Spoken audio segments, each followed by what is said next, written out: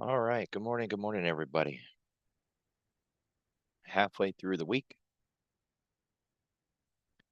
we are really starting to kick off the Mag 7 earnings with Tesla this morning up 12%. That's pretty impressive. Elon personally gave a better presentation than last time. I haven't heard the whole thing yet. I heard a little bit of it. If if we compare it to last time, he did better. But if we compare it to 2 years ago, 3 years ago, his demeanor and attitude and tone is just shot. But the market must have liked it. You know, there's the adage that they sell the rumor, buy the news on this one. We can see Japan actually is adjusted correctly this time. I think it's the first time we've seen that all month, but it's actually on track. Who knows, right? Maybe they heard us talking trash on their website yesterday. Wouldn't that be funny? The NASDAQ is up the most, obviously because of the Mag 7.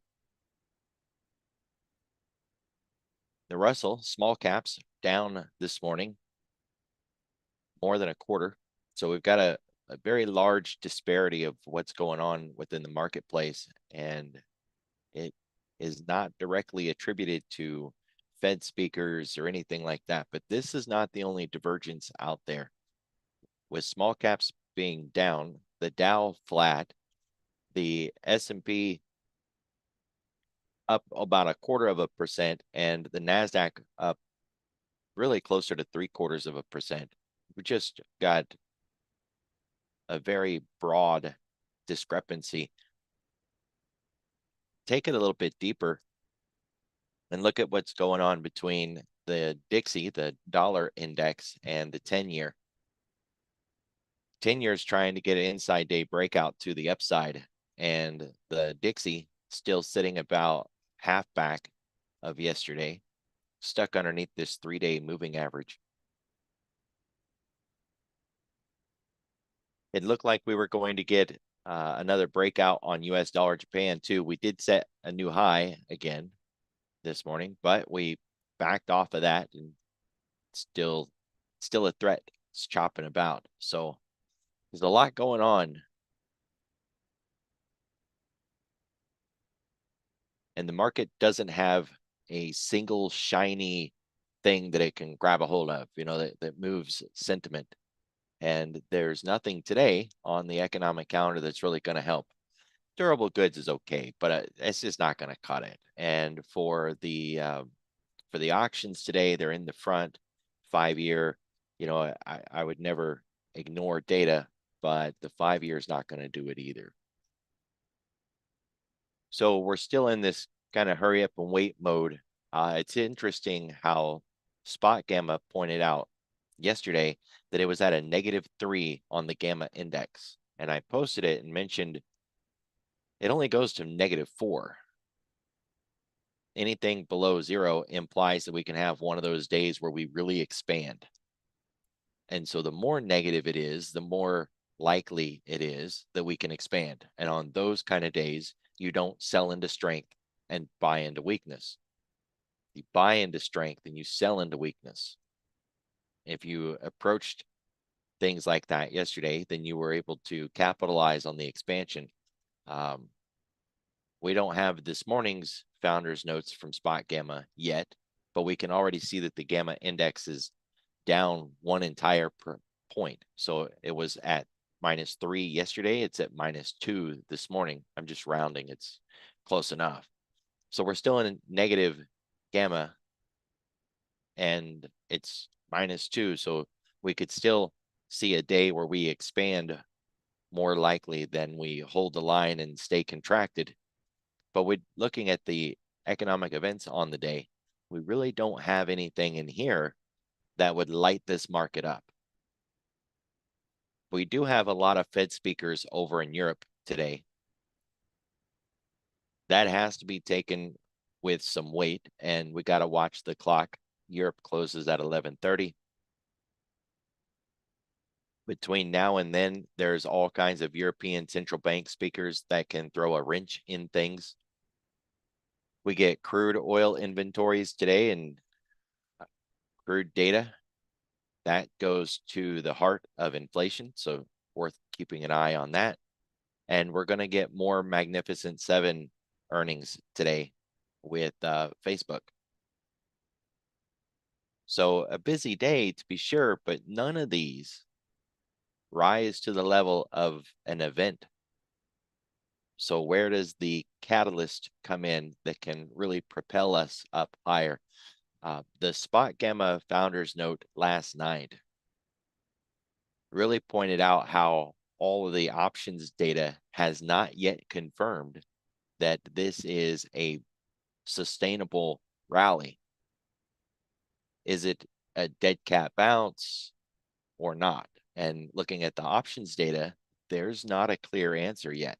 It could still just be a bounce up before rolling over and heading to the downside. Now we had 50.88 as our line in the sand for last week's half back. Now that we're above that, we really need to keep it. We don't want to get back down below that on the week.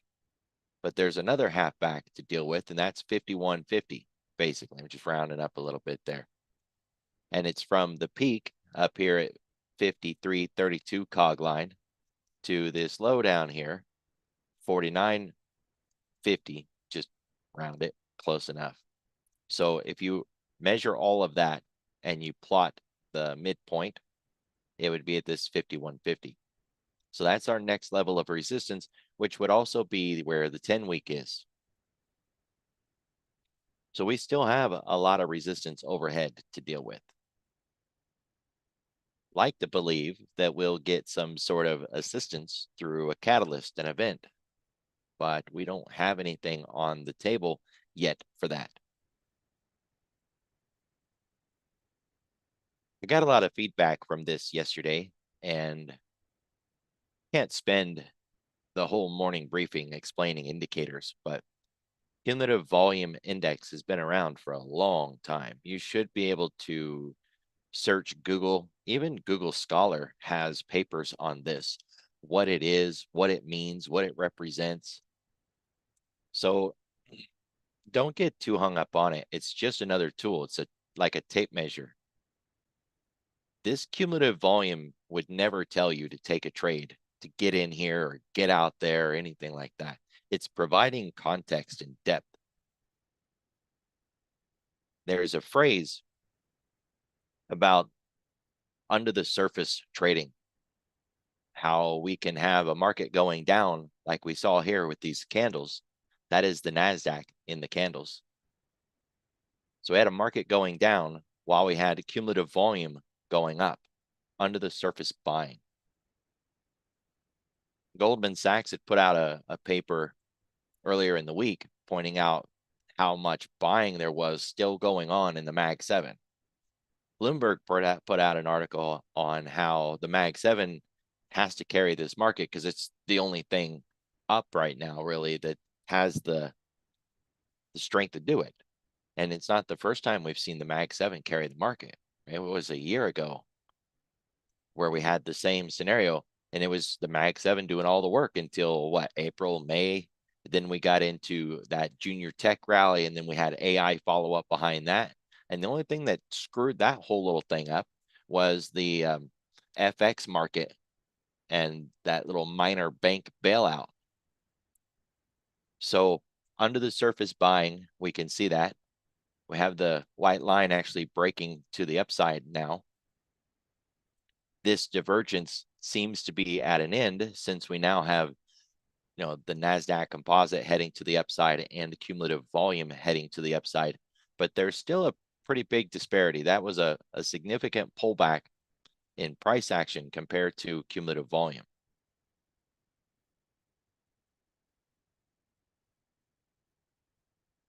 It's just another tool, though. So you want to just keep reinforcing that idea. It's just another tool.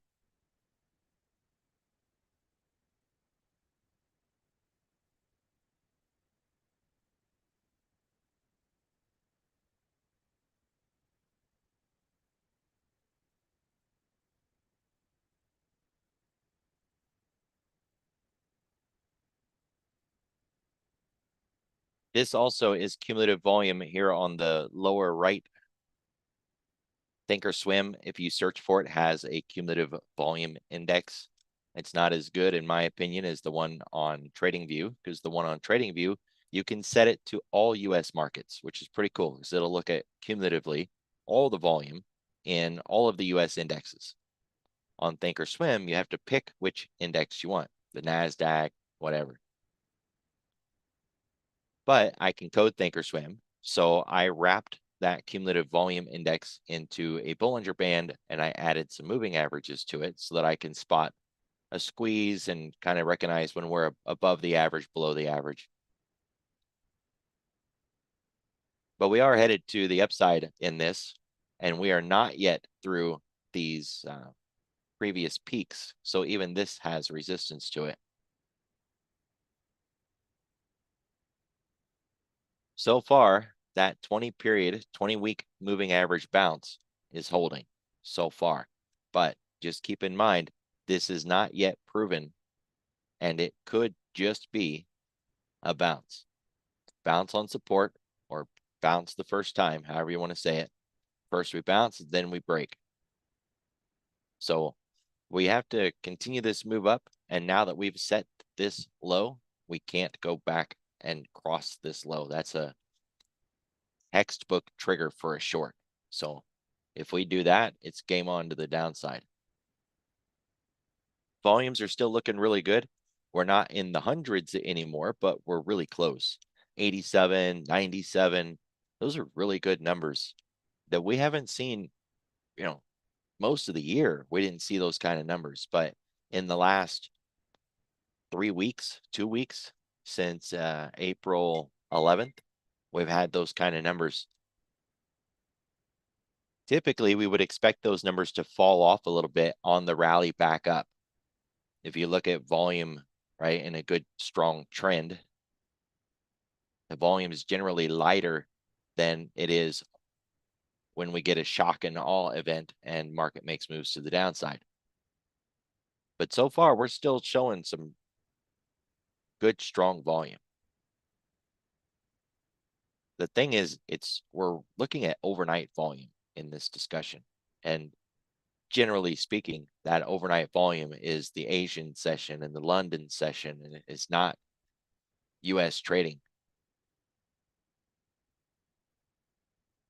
We are above the daily pivot. We haven't hit it yet. So far, that gives us an MDP. It's a missed daily pivot. Markets hit their pivot more than 80% of the time. So the fact that we have not yet hit this pivot means that we're doing something outside the norm, outside the average. There's context behind this and a strategy. I don't trade it, but I do use it for analysis. It's not mine to teach. If you want to know more about it, just Google missed daily pivots. You'll run into the guy that really popularized this concept. And it doesn't count today. It's really going to count more towards tomorrow. But we are above it. We've gone nowhere near it. And we're also above the weekly pivot. Finally, took a couple days of fighting, testing against it, but we are through it. So Monday we cut through it and couldn't keep it. Tuesday we cut through it and we finally kept it. Now we're above it. We need to stay above it. It's a generic concept, but when we're above the weekly pivot point, we're in a bullish backdrop. And when we're below it, we're in a bearish backdrop.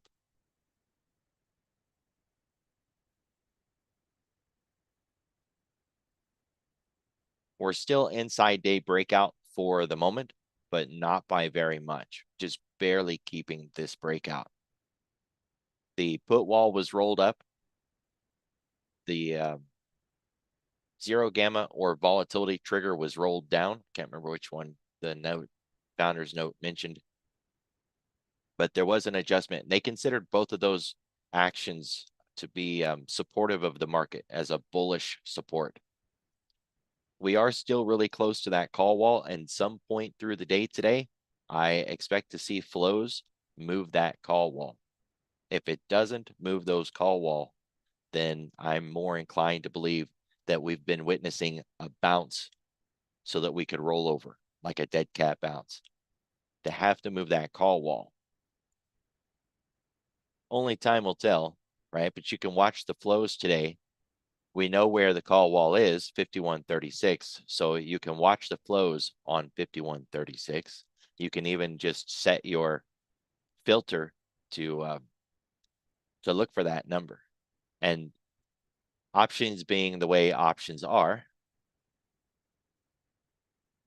if they trade out of it, it's still going to be considered a trade. It's what usually messes with people who are trying to get into options trading. So they'll see volume and they don't know, is this trading to open a trade or is this trading to close a trade? That's why you have to look at the cost of the trade at the ask and above, at the bid and below, BB, AA.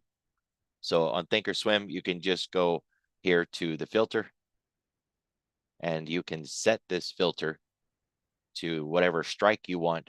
You would want to set it at that 51.36. If it doesn't have 51.36, then set it as close as you can, whether it's 51.35 or something else really close, one way or the other.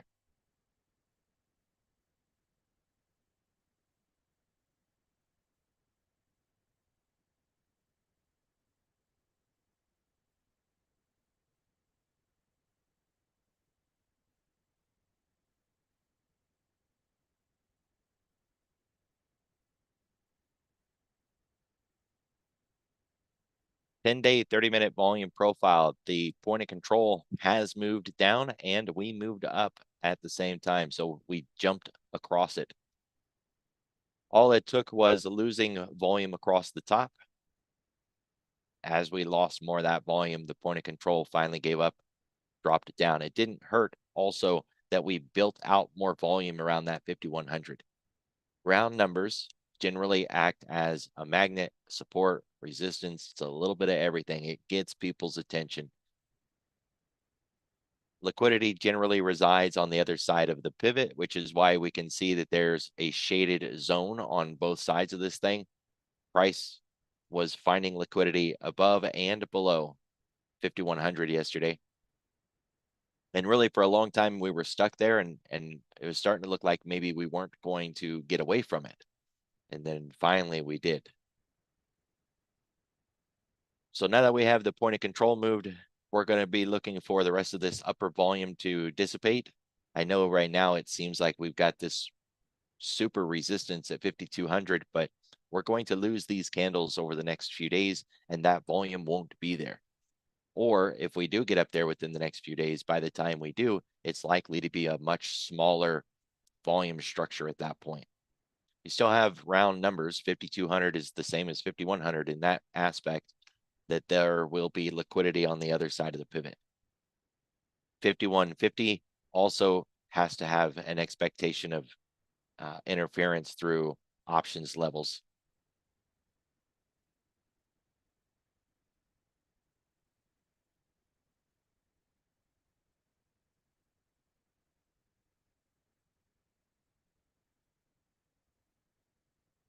Kind of add those levels on there. We want to see that call wall get moved up above that 5150. Hard to say how much they'll put into it, right? How far they'll go. But when the founder's note comes out this morning, hopefully we'll get some insight on some targets on where that call wall could or should go.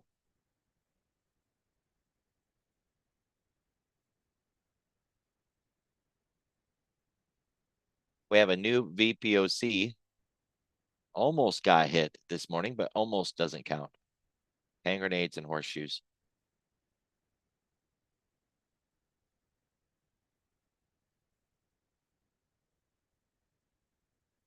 $51.06. Actually, that looks just a little off. No, I guess we were right. 51.06.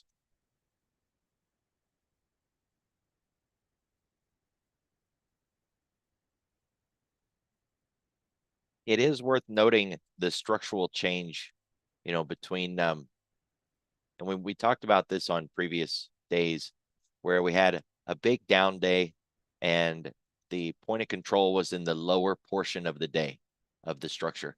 If you look at yesterday and the point of control is in the upper portion of the structure, it's really positive. It's another check mark for the idea that this is more than just a bounce and that we're going to roll over and continue the move to the downside. So, it may sound like I'm just beating the drum on negativity. I'm not bearish the broader market at all. I've been saying in this entire pullback that we're looking for something like a good 5 to 7%, like we used to run pre-COVID, right? Back in the day when we would be begging for a good 5 to 7% pullback because we'd kind of wash things out, give us a nice reset for another leg higher. There's about our 7% right there. So that's perfect. Tie that into something like QRA, FOMC with May 1st. This is right on time, right on schedule, doing exactly what we would want it to do, what we would expect it to do. I like it. But that doesn't mean that it can't prove me wrong. I've been wrong before.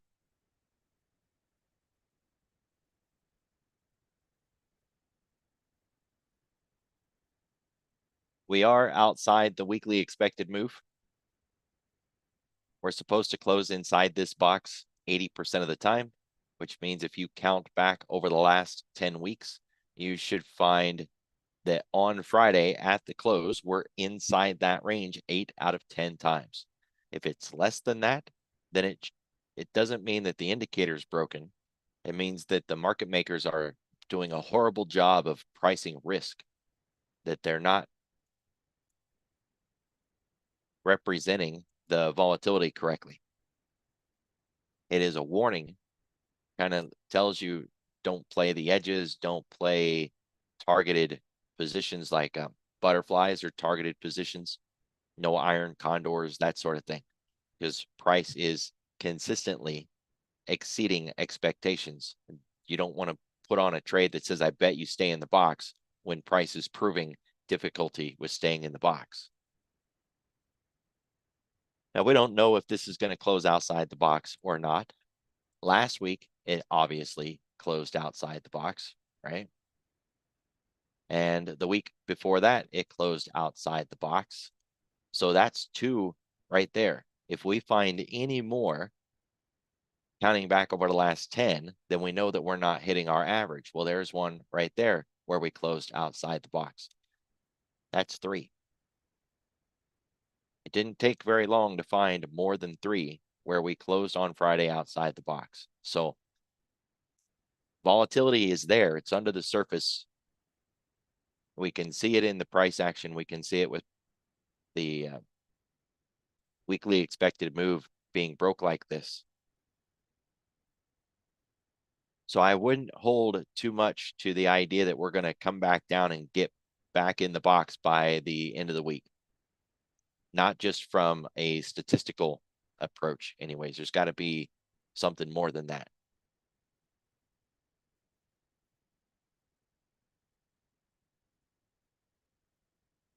We're right at the 10-week.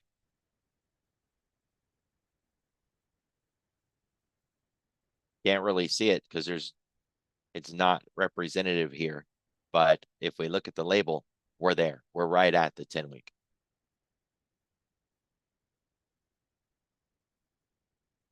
That's a good point too. Somebody mentioned the bottom of the 3-day door. Now the door that I have for 3-day is right here. Here's April 1, 2, 3, and the bottom of the 3-day would be right there, 52.36. Now, if we go and look at the previous month for March, there's the bottom of the 3-day. And this 3-day is really something that I haven't used for a long time. kind of new to my toolbox, so to speak. I think that's a good way to say it. How long should we keep something like that? How many months do we go back, right? Do we just keep holding on to these month after month after month? What about if they were in a previous contract, like here where we're looking at the first day of March and those 3 candles right there? March is in the old contracts, right? We had a contract change. Do we still keep it? Is there any liquidity there? Probably not, right? If it was in contracts that are gone and expired. And the same thing if we go back to February. It's February 1, 2, 3, 3-day door. Did that have anything to do with our low? I mean, it certainly could have. But at what point do we discard those? I tried running VWAP anchors from new contracts. I thought that made, in my mind, that made perfect sense. That didn't do any good, by the way. That's why you don't see an anchor for each new contract series, because I tried it and there was there was nothing there, at least on the ES. I can't speak for gold, the NASDAQ, crude. So with these doors, consider that contract change, and whether or not there is or isn't any liquidity there. I don't know. I'm not saying it's right or wrong.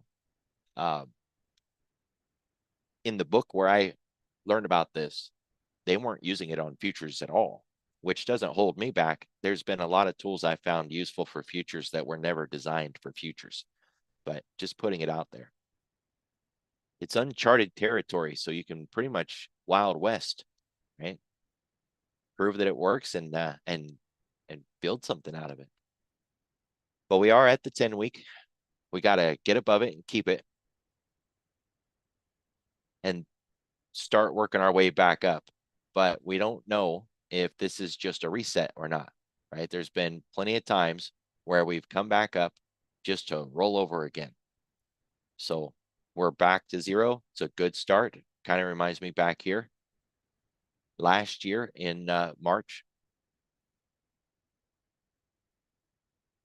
It's kind of interesting how things just repeat like that over and over. But really, when you bring in things like FOMC and QRA, a lot of this does just repeat over and over and over again.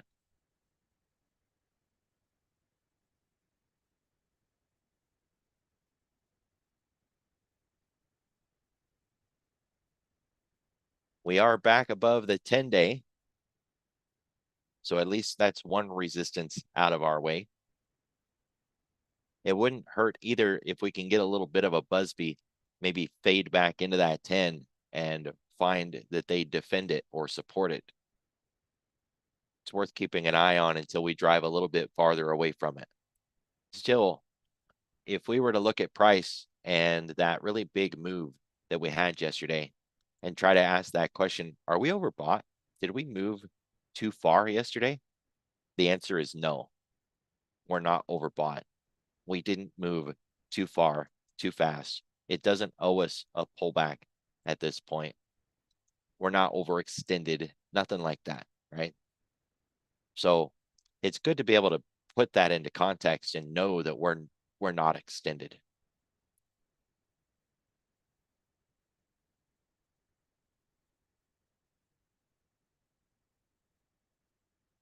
I mentioned these person's pivots the other day and how they are smart pivots.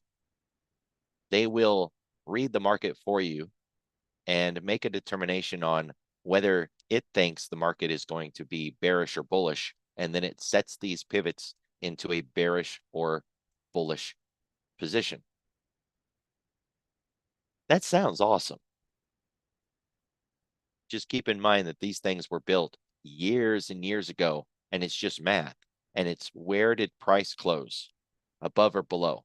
So, it's not a smart indicator. It's not some AI integrated system. It's just math, like open, high, low, close divided by 4 or 3 if you get rid of the open.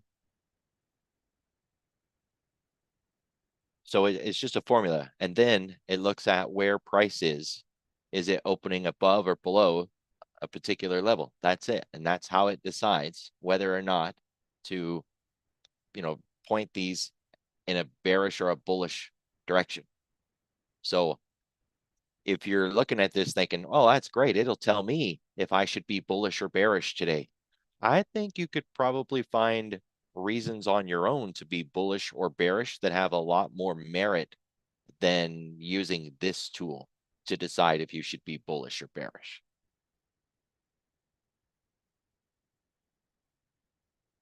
Something to think about. It's just math, right? And between news and looking around at the 10-year and dollar and yields and US dollar, Japan, earnings, price, there's a 100 other things that we can look at to try to determine, should I be bullish today or bearish today? Rather than leaning on this indicator to tell us we should be bearish or bullish today. Something as simple as, did we break out of the upper side of yesterday's price or did we break out of the underside of yesterday's price? That's a really good start for being bearish or bullish. Right now, we're in the middle of these two red lines. That's the ADR levels, the average daily range. It's 21-day average. It's 1 market month. Over the last month, what has price done? It's moved about that far each day. It's the average. We're not asking for anything extra out of price here. It's just what it does.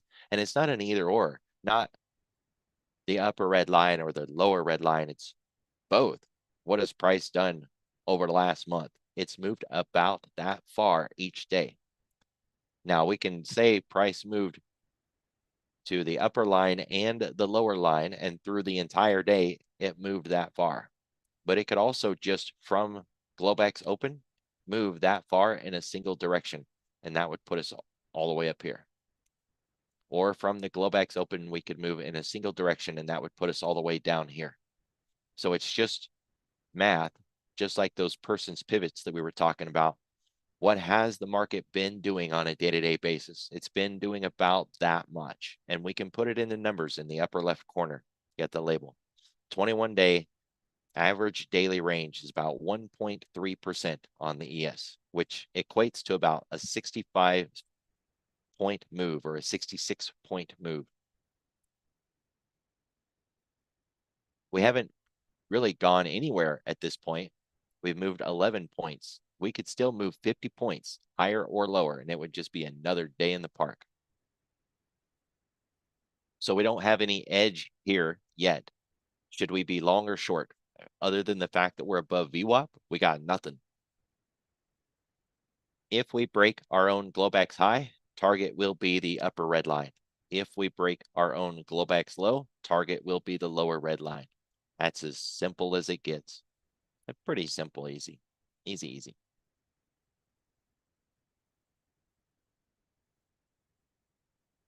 GTFO out the box.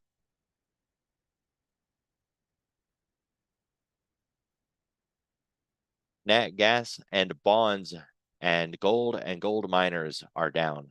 But really, gold and gold miners aren't down enough. I'd like to see them down more. They're not to our benchmark yet. But bonds and nat gas.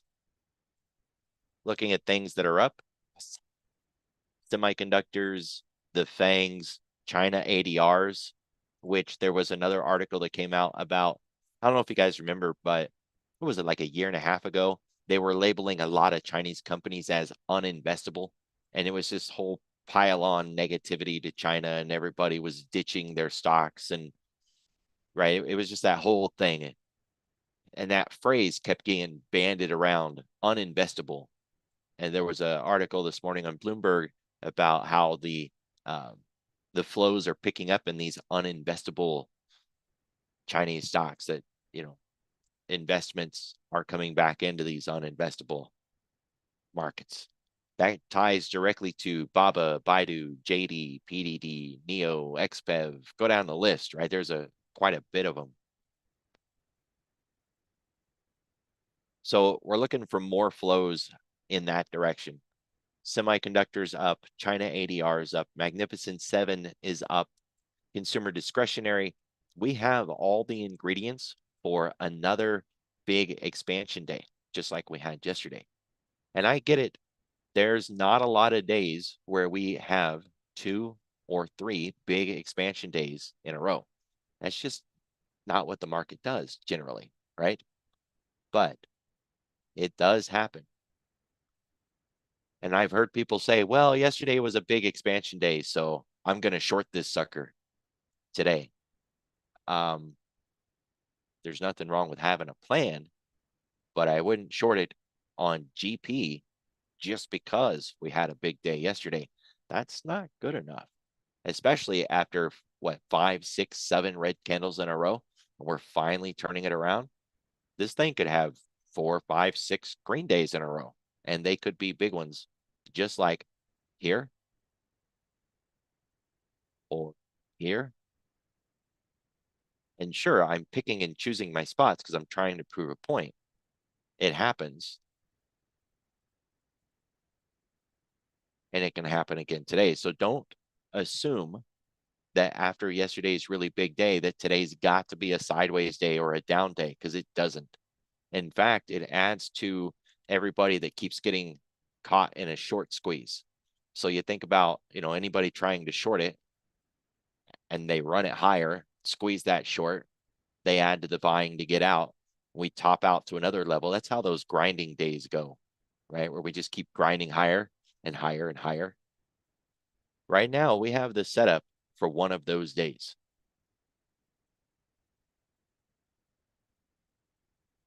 The only note of caution is the overextended nature this morning, right? We want things up, but we don't want them up so much that they're ready to topple over.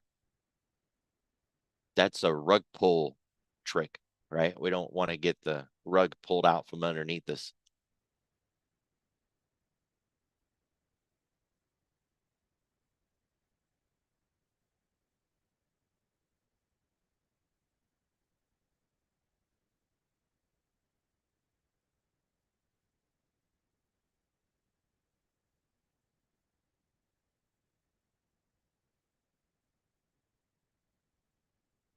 So maybe there's a little more to the 5-year notes today, with the US selling a record number in 5-year notes. So watch the 1 o'clock, right?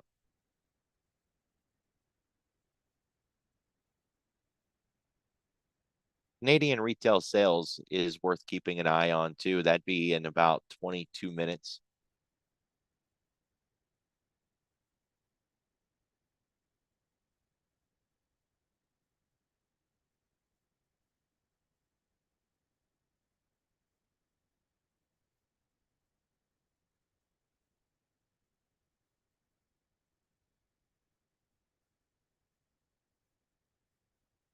Yeah, semiconductors are certainly looking a little bit stretched.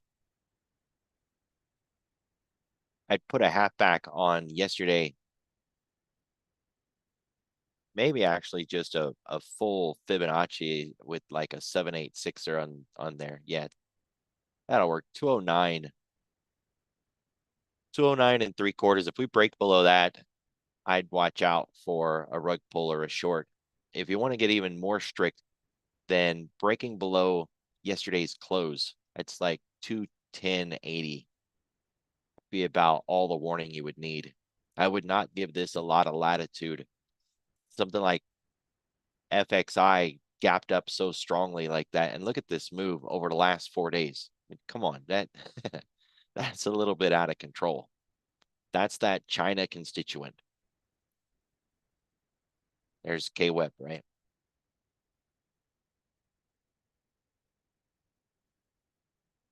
So it sounds good when we can say we got semiconductors in China and emerging markets, and yeah, but China is really stretched after the 4-day gap after gap after gap, big move play. Consumer discretionary doesn't look too bad. It's a little stretched. Same thing with this one. first warning would be breaking back inside of yesterday's range. The second one would be breaking below yesterday's close. If we don't give this any latitude, then that would be my most strict approach. Otherwise, a half back for a breakdown.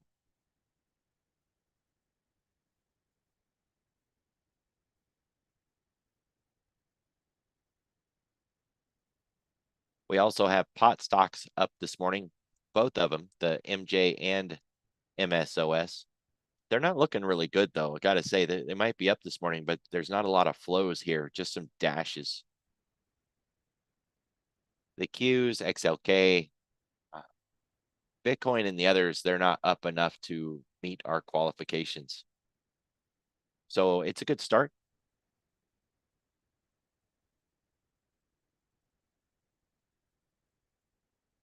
Baba, Baidu, both of those look really good, just extended, really stretched out.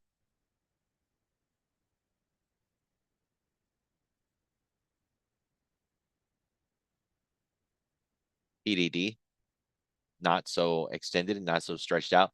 In fact, it hasn't even broke out of yesterday's price action yet. So that one is primed for an inside day breakout right now. Really needs to keep this close, not fall back down inside that.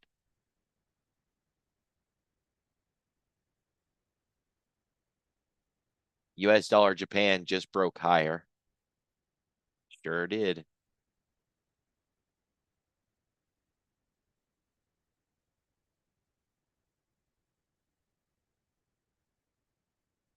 That's intervention threat levels right there.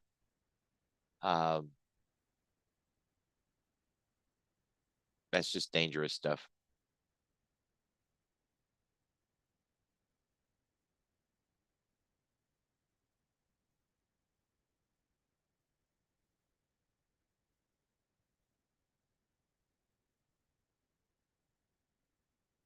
Their 10-year isn't out of control.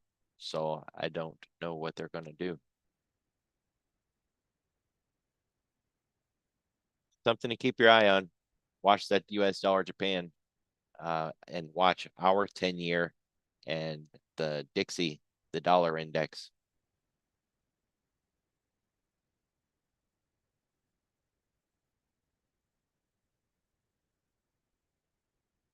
So silver is down, solar also down, gold, airlines, bonds, retail. Crude's not down enough, but it is moving in that direction. The half back of yesterday would be where I would be looking for support if we're going to get any.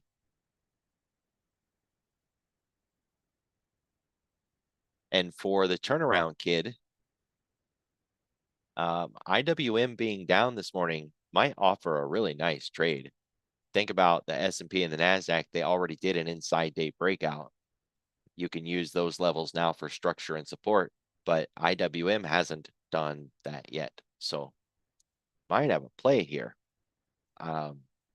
If we're going to get the rug pulled on us and have everything dump, this is already ahead of the pack. So I wouldn't want to short this one. It's already down more than the others. But if we're going to get one of those days where we get another extension of yesterday, a continuation of the run, this being down offers a chance to play catch up.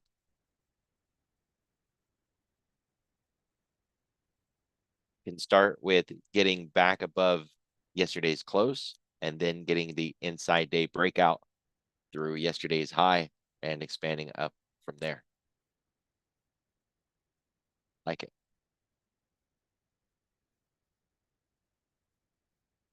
I could have swore DBA was up this morning earlier, but guess not. Whatever.